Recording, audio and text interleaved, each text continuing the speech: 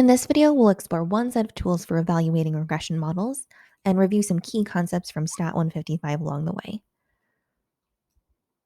Let's start by setting the scene for regression tasks in machine learning settings. In a regression task, we have some quantitative response or outcome variable y, for example, house price, with predictor x's that can be quantitative or categorical, for example, square footage, location characteristics, types of utilities of the house.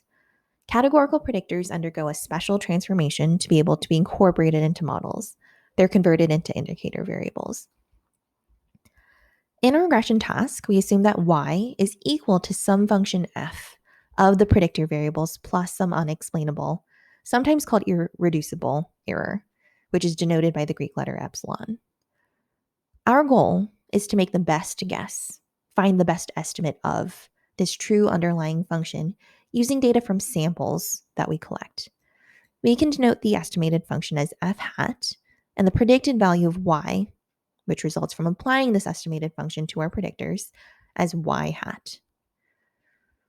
In the process of estimating these functions, we're generally using mathematical procedures that will make the predicted outcome values, the y hats, be as close as possible to the observed outcome values, the y's.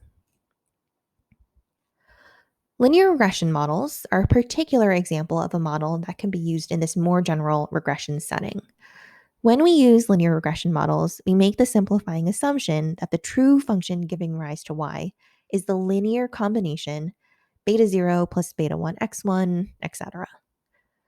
Although it might seem restrictive to make such a simplifying assumption about the form of f, we'll see that linear regression models and generalizations of them can be made to be quite powerful and capture a lot more functional forms than you might think at first.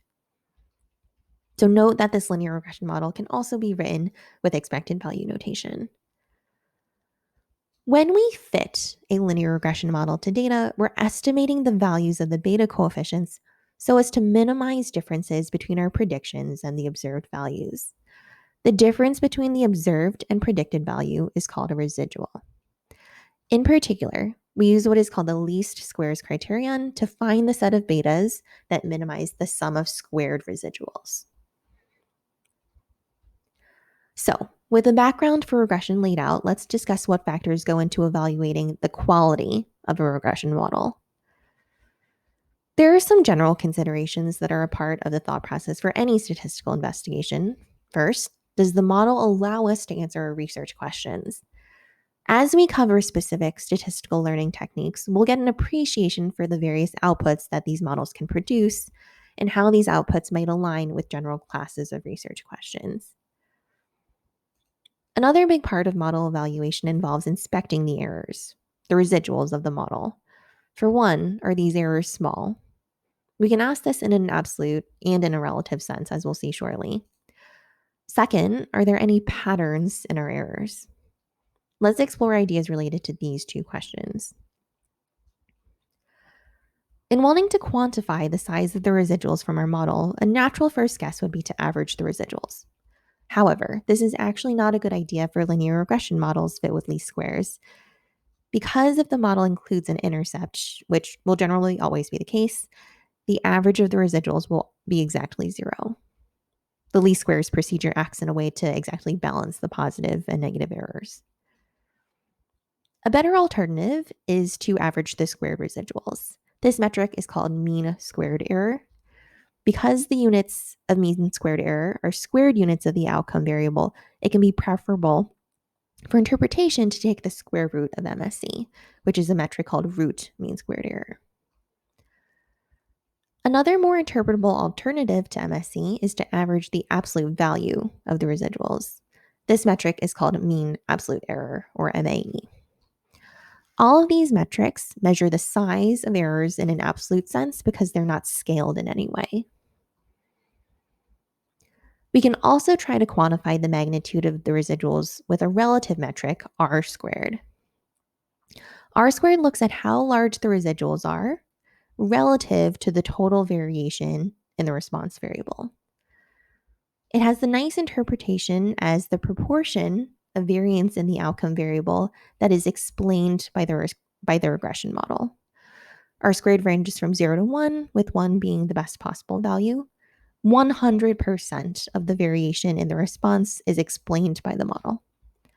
The larger the R squared, the smaller the errors are in a relative sense, relative to the total amount of variation in the response variable.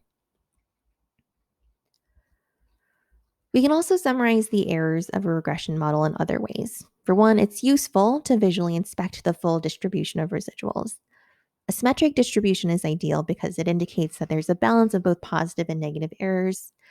But if the distribution is skewed, we can try transforming the outcome variable with, for example, log square root transformations.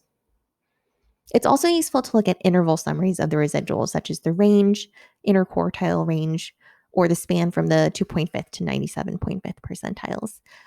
These summaries complement single number summaries like RMSE by giving a sense for the spread of the errors. Let's turn to our last question about residuals. Are there any patterns in the errors? This question is a very important one from both a model building process standpoint and also from an ethical standpoint. If there are patterns in our residuals, this is a reflection of systematic biases that should be addressed if possible. Ideally, our errors should be randomly distributed across cases. There should be no systematic tendency for certain types of cases to have consistently larger or more variable errors. We can evaluate this by making plots of our residuals against the predictors that we have available. A quick version of this process is to plot the model residuals versus the predicted, also called fitted, values from the model. In the first plot on the left, we make this plot from a model of house price as a function of age.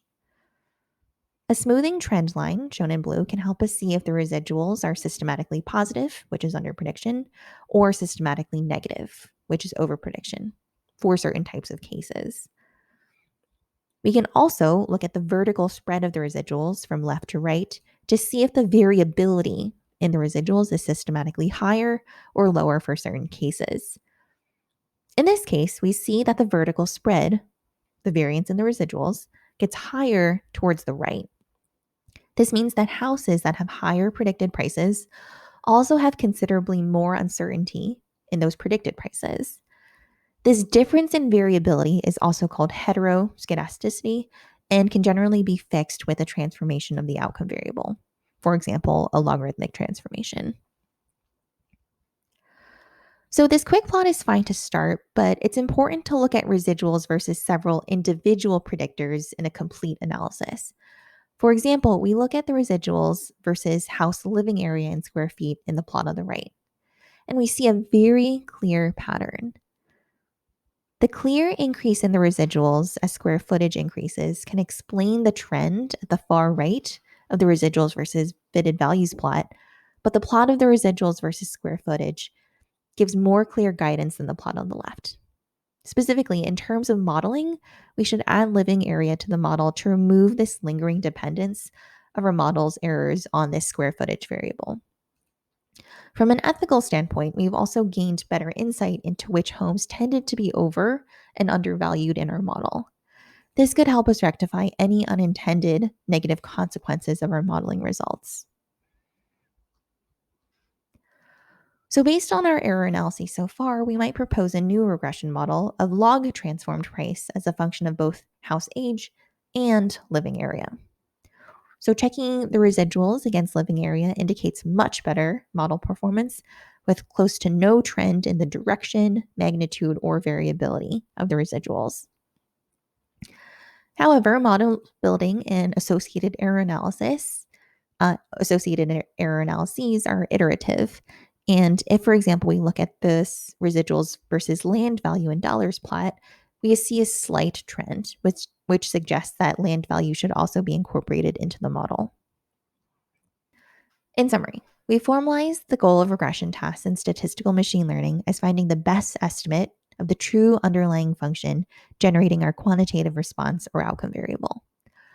Linear regression is one such method for doing so, but we'll learn about other tools throughout the course. Any method or modeling procedure for estimating this underlying function won't be perfect, and it's our job to evaluate the models that we fit in a variety of ways. We've discussed how to visually explore and quantify characteristics of the errors of regression models, residuals, which we can broadly describe as error analysis.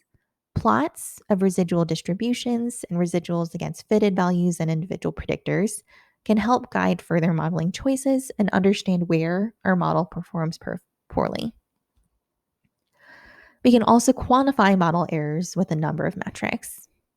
So, no matter the modeling method, we'll use these principles to assess the quality of the models that we obtain.